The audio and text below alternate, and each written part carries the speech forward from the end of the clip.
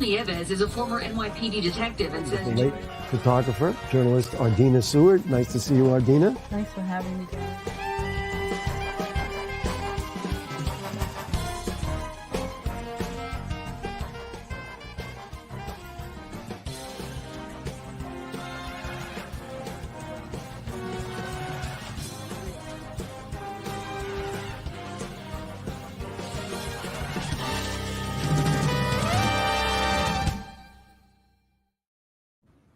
And here we go again, folks. Welcome to Your Pet Detective. I'm Ardina Seward, along with that guy over there, Angel Nieves, who is a former NYPD detective. We both love animals, and that's why Angel and I have this show to inform you every week about animal rescue, animal adoption, things that are positive relating to animals. And before we start the show, Angel and I were talking before the show. People have been calling him and saying, you know, my dog was out in the backyard and I have a fence and I don't understand how my dog got out. Well, Angel's going to show you some video that's going to explain how your dog got out. Before I show the video, I want to tell the people this. Listen, you have to check everything around when you're looking for your dog that is lost. Okay? Even if you have the gate secured, even if you have a camera, I mean, you could have Fort Knox. The dogs will find a way, and you think it's secure, but it really isn't. Because they could go over or under. And if someone does take the dog, you're not going to see it at the moment because it's on camera. And the person's going to hide their face, especially with this COVID, with the mask. So you have to understand, you have to be with them. If you're not there with them, they're inside the house. It's that simple. Let me show you one of the videos right now. Voila.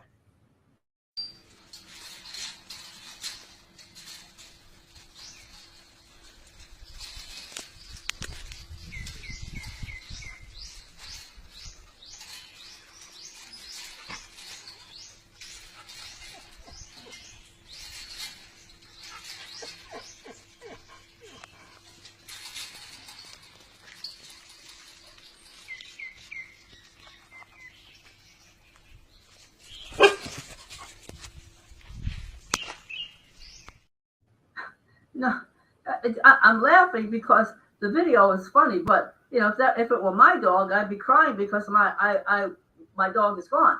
But it's one of those things where it's an innocent mistake because the owner did take the precaution to set up a fence, but never underestimate the acrobatic ability of your dog. Be that dog small, be that dog large, they are escape artists, and when they want to get out, they are going to get out.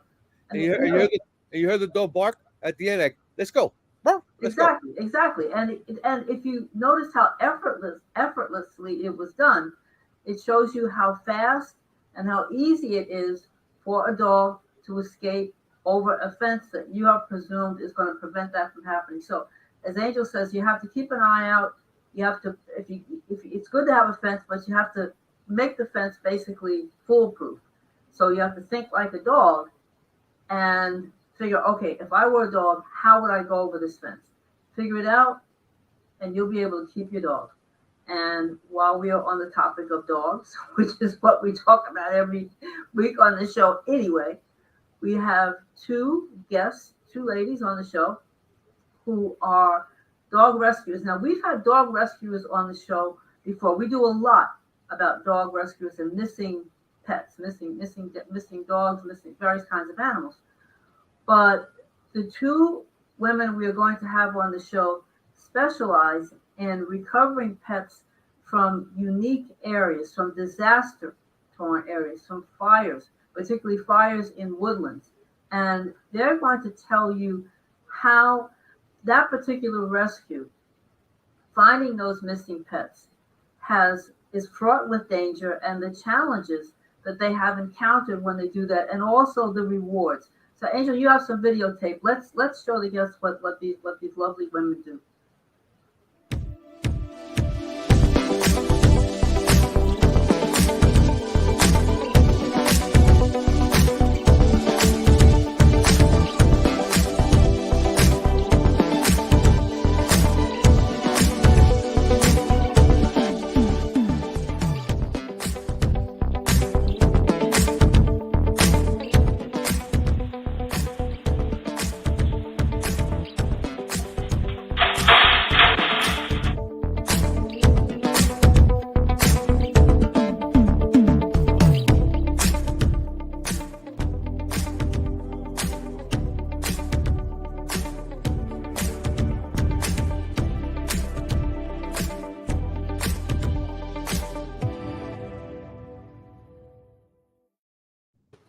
Okay, we have Katie and Renae who are in Hi. sunny Oregon. Angel and I are in the Bronx, so we're envious because you get all the best weather, and you happen to be the best people for the job at hand. So, Katie, I'm going to start out with you.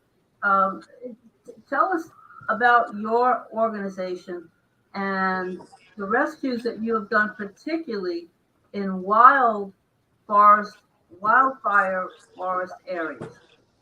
We're actually in Colorado. And I guess I should be clear that we are not really an organization so much as a conglomerate of people, mostly women who just work well together. We don't have an LLC or a business of any kind. It's all volunteer based.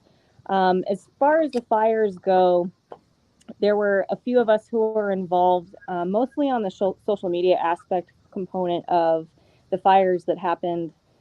Oh man, what year was that? 2020? Is that 2021, Renae? I think it The was. fires in Superior, yeah. And so I was brand new mom at that point, and so I was doing the social media aspect of the fires lost and found group page. And so owners who had to flee, and I did that with two other women who actually aren't here.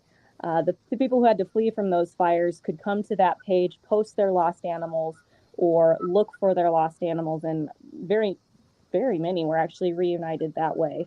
So that's my personal hands-on experience with the fire recovery. Although there was some trapping involved, I personally wasn't involved in the trapping that time. It was just too limited, and I had a brand new baby, so it wasn't very convenient for me at the time.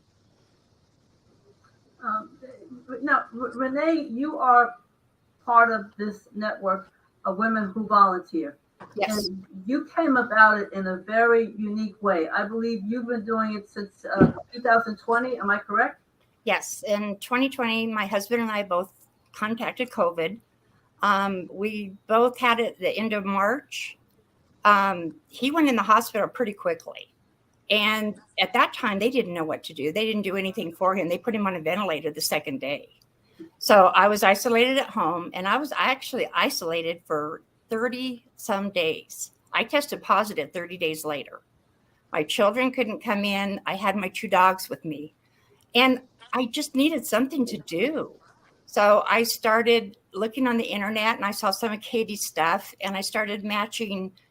I saw Paw Boost, and I thought, what is that? And I started looking and saw found animals, and then I saw lost animals on Katie's pages, and I started matching them up. Or I would see a lost animal on Katie's page and a found animal in the shelter. And some of the shelters are very difficult to navigate. There was one where if you didn't know to scroll down, the dogs were underneath the page. And one of them was a little rat terrier. And I called the guy the day before the dog went to adoption. It went to adoption the morning. He showed up to pick the dog up. Wow. And he called me crying and was so thankful. And it gave me joy. It made me happy because I lost my husband. So I'm sorry. This was something that made me really happy. And I just decided I wanted to continue to do it. And Katie jumped in and helped me. I didn't know how to start like a page for somebody, like a private messenger page where I was trying to help someone find a dog. So she jumped in and helped me with that, with the very first one.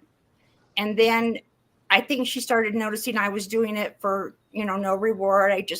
Something that made me happy. And that's what she was doing. So we had a whole group of people. And let me say, not just the people in our group. There's people in Colorado that all do this for free. They're really, really dedicated. We get a lot of dogs home just by the matching process. After they did the 9 News story on us, a lot of people did start matching. And they thought, I can do that. And a lot of people started doing it. So it's getting done before we even get to the pages. So it's wonderful. And now we will start groups. For example, my son, his roommate's friend, she was out of town. The dog was out with her nephew, and the roofers next door shot off one of the nail guns, which shoot a 22 now. The dog startled and ran. And here she was out of state. And we put together a group. That dog was recovered although it wasn't recovered by our efforts, which is really weird because usually someone will see our signs. The dog was actually hiding in a nursery. And so the dog was recovered. But we always say the first 48 are the most important after you lose a dog. You want to get that message out. The dog's lost, get posters up. We design posters, send them to the parties. They have to print them and put them up. Sometimes we'll get volunteers. On that Bronx case, there was a whole bunch of volunteers that stepped up and put up posters. I wasn't one of them. Lots and lots of people helped with that rescue. I didn't go scan them.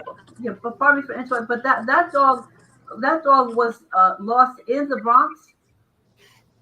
No, his name's Bronx. Oh, his name was Bronx. Okay. And his family came to Colorado and stayed in a hotel, and they left him in the room and went to a concert. And somehow the door was left open on the video. You see the dog just walk out of the room like confused, and she had taken his collar and leash off and left it in the room. And he walked down the hall, and some guy looked confused and let him out the door like, how'd you get in here? And some people found him walking down Quebec but held on to him for a long time. They finally came forward, I think, because of all the posters that all those other volunteers hung. So that was wonderful that they finally contacted him. And they contacted him for the reward, but they offered one, and that's okay. They got him back. Well, that's the one I showed in the intro, right? Yeah. Yes. No, Yeah, and then a rescue lady from Missouri actually drove him back. So it was a whole big team effort. Someone actually got a hold of Katie and said, hey, we need some help in Colorado. And she threw everybody into a group. So there were, what do you think there were, Katie? 20, 30 of us? Probably at the end of it, yeah. I think so. Katie, what is the when a pet is missing? What is the first rule of attack? What is the first thing that you do?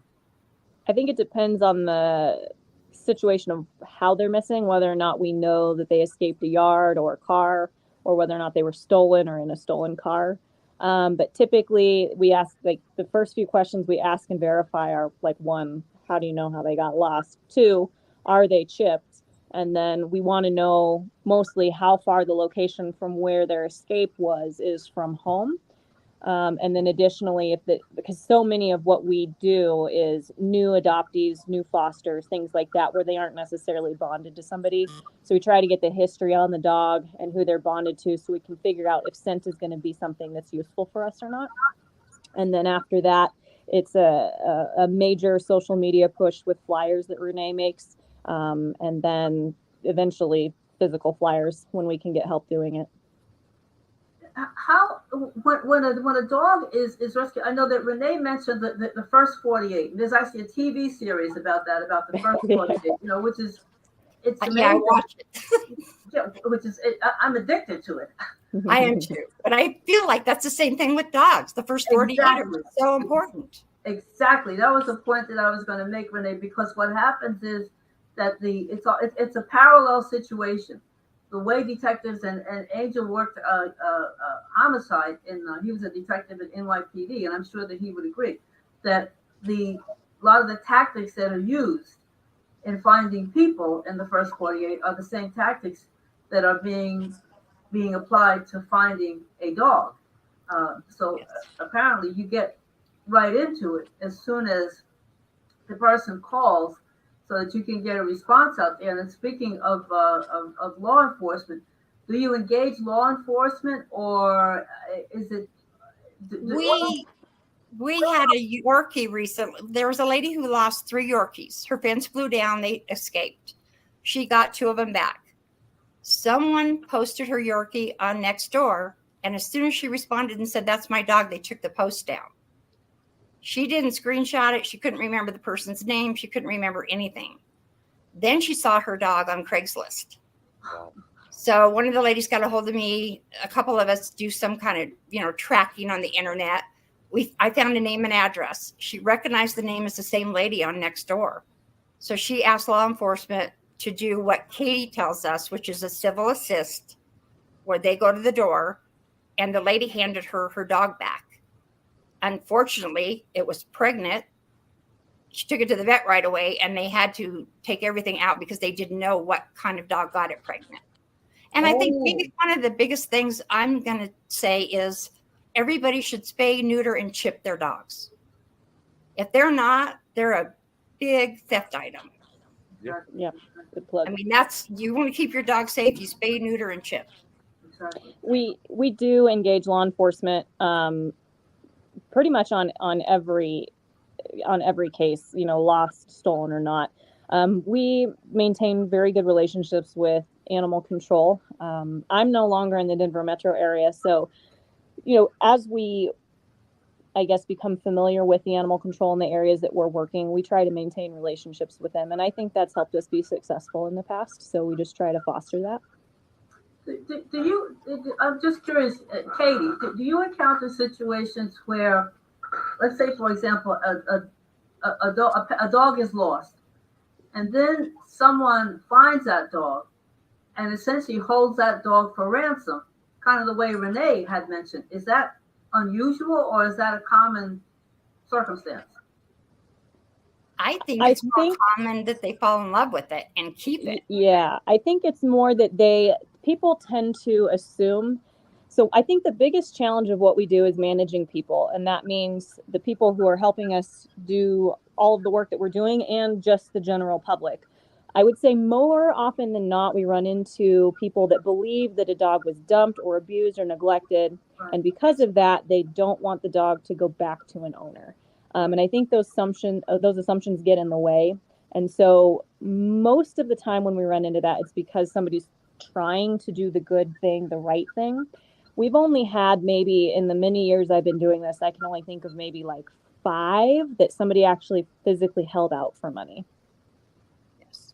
What's the first mistake that pet owners make after a pet is lost? And I'll throw that question out to both of you. I think one of 2 things. One, they assume that they're dead, gone, lost forever, and they give up. That's weird. I have to continually tell people stories of how we've reunited dogs after 30 days, 60 days, a year or longer. And then 2, I guess it's kind of dependent, but I think one of the biggest mistakes I see in general is that people don't know the right behaviors or mannerisms in dealing with a loose dog that's scared. Everybody kind of does the same thing. They bend down, they call, they whistle, they snap. And those are things that are actually opposite of what you should be doing. And so we regularly send people and share calming signal videos and techniques so that people know how to deal with a loose animal. Yes. So you want to comment on that also, Renae, I believe, yes? I remember one of the cases where the lady actually laid on a path for an hour. Scared dogs, and Katie will say in flight mode, because they get into flight mode after they're gone so long. And I would have never thought my own dog wouldn't recognize me, but they don't recognize sound or sight, but they will recognize smell. So she laid on the ground, and we had several of them. We had another one in a cul-de-sac that sat on the ground. First he was chasing the dog, and we kept saying, stop chasing the dog. So he sat in the cul-de-sac and didn't look at the dog, and the dog finally came up to him and jumped in his lap.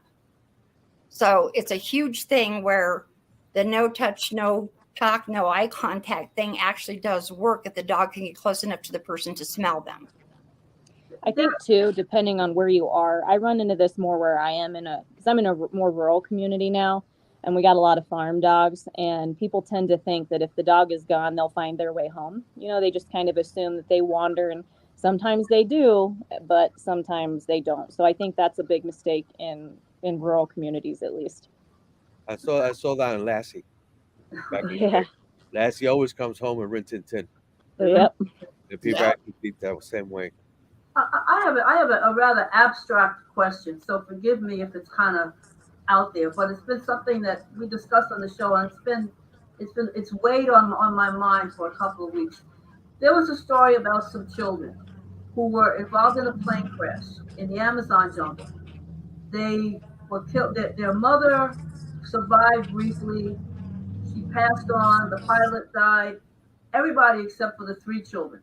They were aged, I think, a year old, 6 years old, and the oldest child was, I believe, a 12 years old girl. Bottom line is the kids were able to survive in the Amazon jungle for 40 days based on the indigenous culture they were raised in. So they knew what herbs to eat. They knew how to get water that was potable. But what I'm getting to is that the Colombian police sent out a search dog, a German Shepherd, I believe. The dog broke away from the rescuers and went into the jungle and found those kids and stayed with those kids for a period of time. Then the dog kind of disappeared and the kids were on their own again. Good news is that the kids were finally rescued by the Colombian army. They are recuperating now, but the dog was never found. And there was speculation that the dog was seen in a village some miles away.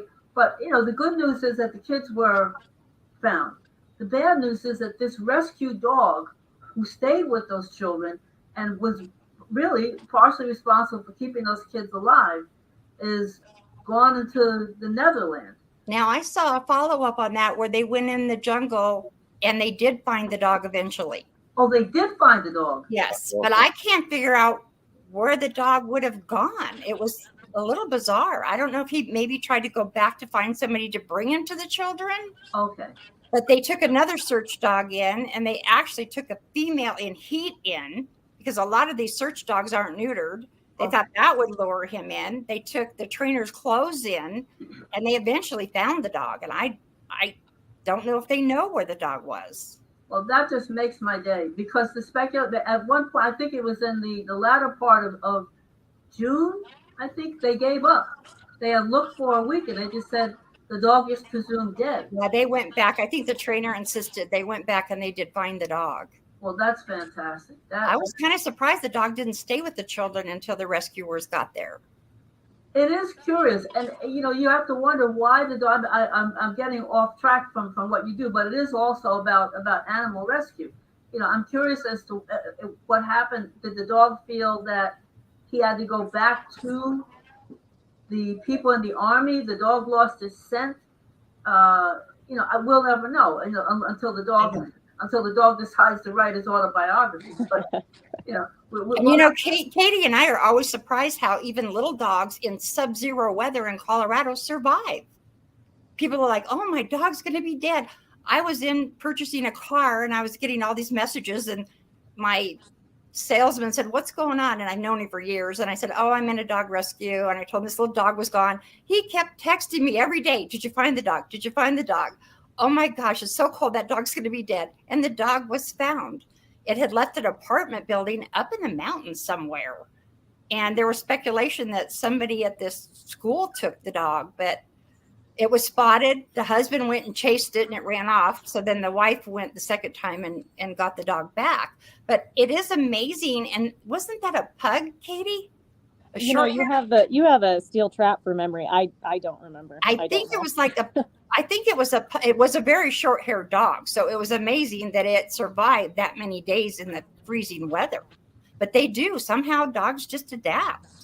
Well, that's it. I think the moral of the story is that when people, it's very easy to fall into despair when you lose your pet and just to say, okay, well, he's out there. Okay, this is. Go ahead, Angel. No, she Well, mine were barking earlier. Hold on. She put herself on mute. That was Katie's. Yeah. Katie, go back on again. Oh, Listen, Katie, this is a dog show. I know. It's an animal show. They could bark, they could roar. You got eagles, it doesn't matter. All right. They're allowed. Okay? Okay. But All right. but yeah, I mean, going back to the 48 hours that you guys are talking, I didn't say anything because I was into what you were saying. But it's true. 48 hours is very important. But the difference between the homicide and the lost pets is if someone has that lost pet, they fall in love with that pet, it's going to be harder to bring it back. You could offer them $1 million. If their son or daughter loves that pet, it's a done deal. it's my dog now. Yeah, but then it's a legal thing because that dog belongs to the original owner. You know. Well, it depending on what state it is. In the state of New York, it's supposed to be petty larceny, and it's criminal possession of stolen property. Right. I think we need to rally here to get it a felony. I would like to see animal theft a felony. Yeah. Well, me too. But Yeah. you know what? I mean, I had a case in Queens of a dog that was stolen by a dog sitter. She didn't want to give the dog back because she fell in love with the dog. It's one of those show dogs, a Labrador. And I turned around and I got the dog back. I had at first the cops didn't want. There was a particular lieutenant that didn't want to help out. She let the person go. Then I went to the boss, the commander in that precinct. He's a big animal lover. So this guy gave me hostage negotiator. He gave me a team. He gave me a team. This guy. All I needed was a helicopter. I went over there, and we ended up getting the dog back. But the thing he said is this: we spoke to a lawyer from the police department that says because the animal is live and is priceless, it has to be a petty larceny, not a felony. I said to myself, something priceless should be an A1 felony because it has no price on it. But you can't quantify the price. I see from a legal point of view exactly what they mean because you can't quantify. You know, one person can say the dog is worth $5. Another person can say, well, the dog's worth $5,000. So the price is arbitrary. And in court, you have to have a specific price. Well, not only that, but they're saying this because it's live. It's a live animal. It's live. There's no price tag on that. That's what he's telling me. So if there's no price tag on it, on something because it's so valuable to the family, well, then it should be automatically at least an E felony, like you said. It should be a felony. There are some states where it's a felony because I was watching a show where a young man was arrested for stealing a dog, and I thought, oh, good. Then I heard a story. The girl basically abandoned the dog. He was in a living situation with like 4 roommates, and she moved out and left for a year. He raised this dog from a puppy to a year old, paid vet bills, did shots, did food, and she came back and wanted her dog back. He said no, and he had her arrested. She had him arrested. Wow. So the problem with that show is you don't get to see the end of the story because I would like to have seen what happened when he went to court. Yeah. Well, because she basically deserted the dog. Well, if she deserted the dog, she should be arrested for deserting the dog. Yes. you know? Yes, But, agreed. But I think we need to start rallying to make it a felony. I really do. It should be a felony. Well, it happens. You know, you got to look at it. For example, in New York City, where Angel and I are located, you have a lot of people that have dogs that are very expensive. Yes. So dog napping is, I wouldn't say it's a common occurrence, but it does happen where people who are skilled at dog napping will go after particular breeds. You know, but the more expensive breeds, and you just have to really, unfortunately, guard your dog, particularly if you have a toy breed, which can cost upwards of $1,000 to $2,000. Yes. They actually go after show dogs. And Like those show dogs you see in Madison Square Garden. Well, I remember they act. I mean, there was one particular person that actually left the dogs in the car, and they went to eat. And when they came back, the dogs were gone. They broke the window, and they stole the dogs. The show dogs. I mean, they use it for breeding, because of the bloodline, or actually asked for money. Yeah. And eventually, there was people so hitting these, looking for the dogs. They actually found a dog walking through the street. Struggled to let it go. Yeah, so there goes the value of the dog. You know, that's just. Well, and we've seen cars stolen with dogs in them, and occasionally they'll just throw them out on the street. But you see, the thing is this: when a person, I mean, I don't steal cars, but I arrest the people. When they see a car, they zero in. It's like a tunnel vision, and they see only a car. They jump in the car, and they have to do it. They speed off quick for they don't get caught, and they don't see what's in the back seat. Right. So they steal the dog, or they steal a baby. Okay, actually, last week they stole a car, and it was a man, but he's autistic. An autistic man, yeah. Remember that? And he was sitting in the back seat. Yeah. But as soon as they see that, especially a person, they say, "Oh my God, they run out of the car because now it's kidnapping. Yeah, they abandoned it. He was found. He was okay, but still, I mean, it's a very, very frightening experience. Now, we've talked a lot about lost dogs. Are there other pets that the two of you have been involved in finding?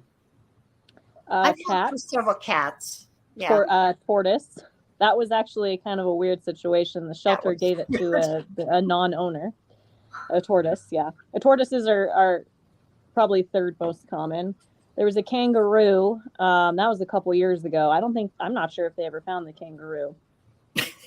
Occasionally I ferrets. didn't hear about the kangaroo. A kangaroo. Yeah. Mm-hmm. Like a marsupial kangaroo. We're talking about West now. I mean, lucky you were looking for a lion. What state did they lose the kangaroo? So it was in Colorado. It was in, I think, Larkspur, if I'm remembering correctly. And it somehow escaped its facility. It was like a farm. And I'm not, to be honest with you, I'm not sure if it was ever found. We did some social media stuff for them, but yeah, that was kind of the strangest. It went over the border. Yeah. They got sent back to Australia. That one. I mean, that's a new one. And if once the kangaroo was out on its own, there are not that many kangaroos around where it could hang out with. So nope.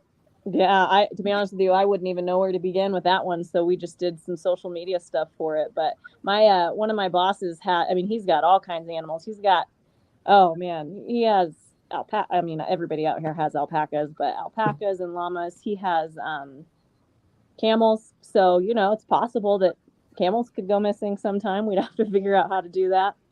Every once in a while down here, we get loose cows, we get loose turkeys, loose horses occasionally. Did they have a loose zebra? Nope, never had a zebra.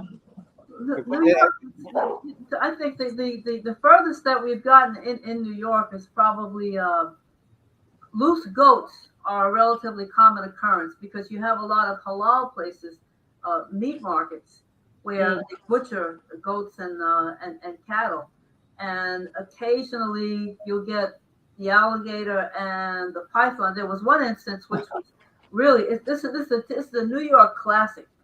Someone had lost a slaughterhouse had lost I believe it was it was a cow. It was a cow, and the cow was running, and the cops were trying to catch this cow. I think it was in Queens. You may remember it, Angel. And the cops were no match for this cow that's like moving. And there was an African immigrant.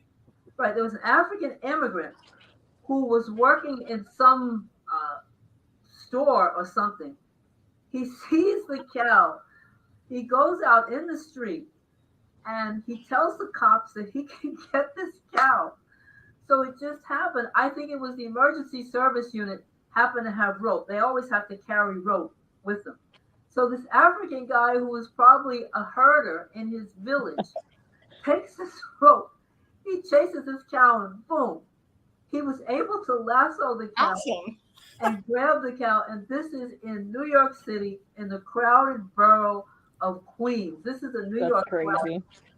But actually, that cow went to a rescue. That cow didn't go back to the slaughter, went to a rescue upstate. Yeah, exactly. The cow went to the rescue because this was, people felt that, well, there was a lot of public opinion behind that too. I mean, you couldn't send the cow back to the slaughterhouse after a story like that.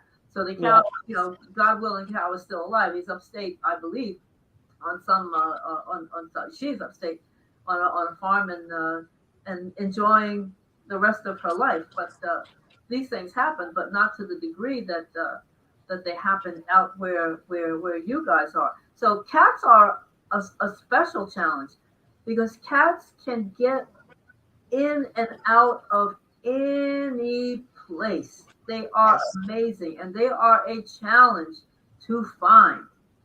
Correct? Yep, I agree with that. Yes, I agree with that. I try to, if there's an animal in my area, go scan it, because that's usually the fastest way we can get it home. And also I can talk to people. People are still afraid if you take an animal to the shelter, they're just going to kill it. Yeah. And every little dog I've taken to the shelter has been claimed the same day or the next day. Yeah. And I had one that was chipped, and I called Katie, and it wasn't registered. So Katie can sometimes trace those, but it takes a while. So I talked the people into taking it up to the shelter. The shelter kept it longer than the 5 days and traced the chip to Denver. And I thought the dog was maybe 7 or 8 years old. And I think they guessed 8 or 9 at the shelter.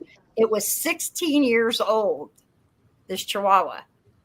And it went home to the owners. So it had every tooth in its head. I've never seen a 16-year-old Chihuahua with all of its teeth. So it was a little shocking. So someone was taking really good care of it. And of course, we're not allowed to know who claimed it or the situation, but it was a little bit thin. So I would imagine it was missing for a while. And their concern was, oh, look, someone's neglected this dog. And I said, it's a Chihuahua. He could have not eaten for 3 days and be skinny. Well, they didn't know he was 16 years old also, which probably equates to why he was thin. But I think we kind of have networks of people. We mostly do dogs. Like, we'll do cats. We'll help with cats, but we have specific people in specific areas, that we reach out to if we can't help, or yes, that are really good cat ladies. Yes, yes, they're awesome. Let me ask you one thing. There's a lot of wildlife out there. Okay, one you mentioned was a kangaroo, but I want to ask you something. Is wildlife? I mean, the animals, the cat will come back home before 6 because the predators go out. The predators. I saw one by going by your house, Katie, that I want to show. This little kitty.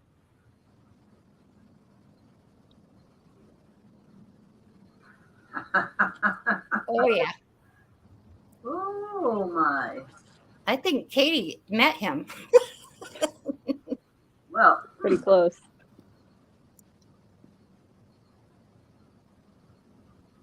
Oh my God. That's a mountain lion. All right. Yeah. I think when Katie went on that one rescue, there was a mountain lion up in that area. Well, yeah, they're everywhere. So the thing is, you're trying to catch a dog, right? A little dog, all right? Chihuahua, whatever it is. You're ready to grab this dog, and this puma shows up. That's his food. Yeah. Could be. You're in trouble. Yeah. Could How be. do you get in between that? Knock on wood, I've never had that happen. And in all the trappings that I've done, never caught anything other than a different dog or a different cat. We'll chalk it up to good luck. But I know people that have trapped bears accidentally. I know people that have trapped raccoons and skunks and things like that. We do have a lot of mountain lions where I live now. But, to be honest with you, I've never had issues with them. I'm sure that, there's the occasional dog or cat that gets taken by predators. But I also think that owners assume way too early that that's what happens when their animals don't return. I'm helping with one right now that's south of where I live that is, high predator country, bears and mountain lions. We had a bear on camera the other night. And she was convinced, something's eating my dog. And lo and behold, he's back on camera last night. He's been missing 6 or 7 days now. So it's possible, and you have to be ready for that. There are traps where, there's the ability to release them remotely if you're, rich and you have that equipment. Otherwise, you got to be ready to let them out, or don't trap at night. But you also got to look up too, right? What's that? You got bald eagles, you got owls, right? We got everything. Owls are the number one predator of cats. Everybody thinks it's mountain lions and coyotes, but it's owls. And they're silent. Yeah. Yes, you can't hear them fly. They're right there. Yeah, I go out with my dogs at night, and my youngest dog is very skittish, very scared. He's on medication. And I stepped out with him. It was really cold, and he would take 2 steps and freeze. And I was like, what are you doing? And so I said, come on. And I was barefoot, and I went on out with him. He took 2 steps, and I heard an owl in the tree hooting. And he heard it, and I'm like, oh, good boy. He was scared to death. And so I went back in and got a leash so he couldn't get too far from me, because I still have area X pinned off in my yard where he can't get far, even when I'm with him. But with an owl, they're fast and they're quiet and they're very silent. So I got a leash on him and walked him But I don't let mine go out at night alone. Mine are miniature schnauzers, and I think that's too scary at night. I don't even let my big dogs out alone. Never have and won't. Do dogs, people sometimes just need to take a break and they need to take a little vacation from a routine and go off for a day or 2 days and then come back. Is that a behavior in dogs when they wander? That's the biggest reason we see a lot of them loose, isn't it, Katie? Someone went on vacation and the dog was speaking with someone different and took off. That's true, but I think she's asking, do dogs just need a break from their people? Is that why they wander? Do they need a sense of freedom and relaxation? Is that what you were asking? Oh, yeah. Do they just want to take because some dogs kind of walk away and then they show up a couple of days later. I had a cat like that who was a good cat, but he was so insistent on going outside. I mean, he was spayed, neutered, the whole 9 yards, and it would drive me crazy. And I say, what? I would ask cat, aren't you happy inside? And then he would go out for a day, then he would come back and he was fine. Yeah, I think there are some animals that have a sense to go explore. More often than not, I think it's animals that aren't fixed or aren't stimulated enough at home. Something that's drawing them away from the property. But I mean, it happens. Mostly I would say the experience that I've witnessed that is mostly with huskies or high energy type animals that just need that extra something. But it happens, yeah. Okay, so there are some dogs that are less bound to stray than others. Is that what I think I'm hearing you say? I think that's true, yeah. Yes. And it's just about learning your animal's personality and doing what you can to prevent them from wanting to wander. Okay. Yeah, I see a lot of high energy dogs seem to get out more. Yeah. They've got to get. You know what that means, right, Adina? Yes, indeed. You heard what the dog said, right? That's right. The dog is saying it is time. It is time. All right. So, Angel, that's the case. If the dog says it's time, then we're going to follow what the dog is saying. We are getting towards the end of our show. And if there are people who want to join your organization, well, again, forgive me for saying organization, your group.